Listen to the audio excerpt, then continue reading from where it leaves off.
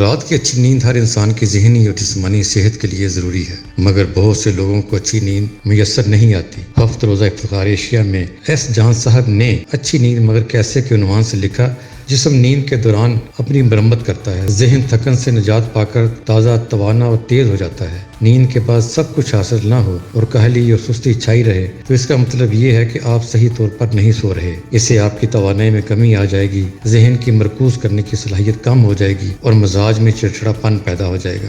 اچھی نیند کے لیے ضروری ہے کہ آپ اپنے سونے اور جاگنے کے اوقات کی پابندی کریں، اپنے مسائل اور بکھیڑے خوابگاہ سے باہر رکھیں، انہیں بستر پر نہ آنے دیں۔ بستر پر لیٹنے کے بعد آپ اپنے دن کی مصروفیات کا سرسری جائزہ لیں، مگر طویل غور و فکر اور تنقید و تجزیے سے بچیں۔ اپنی کامیابیوں پر خوش ہوتے ہوئے بہتر کارکردگی کے عزم کے ساتھ نیند کی دنیا میں چلے جائیں اور نیند کے مزے لیں۔ اگر آپ سونے سے پہلے سوچ بچار کے عادی ہیں تو اس کے لیے 30 منٹ وقف رکھیں۔ 30 منٹ پورے ہوتے ہی اپنے آپ سے کہیں کہ میں نے جو غور و فکر کرنا تھا کر چکا۔ نیند نہ آئے تو تھکا دینے والی مشکل کتاب پڑھیں۔ سونے سے کم 5 گھنٹے پہلے کی گئی ورزش سے بھی اچھی نیند آتی ہے۔ سونے کے دوران کسی قسم کا شور نیند خراب کرتا ہے۔ ایسے شور سے بچنے کے لیے کھڑکیوں میں موٹے پردے لگائیں۔ فرش پر دری یا قالین بچھانے سے آواز کی شدت کم ہو جاتی ہے۔ اسی طرح کان لپیٹ لینے سے بھی شور کم سنائی دیتا ہے۔ یہ اس دنیا اور اس زندگی کی نیند کی باتیں ہیں۔ اس نیند کو بہتر کرنے کے لیے مشورے بلا شبہ بڑے مفید ہیں، مگر ایک اور نیند بھی ہے، اسے بہتر کرنے کے لیے مشورے کارآمد نہیں ہے۔ اس نیند کو مزیدار بنانے کے لیے انسان کو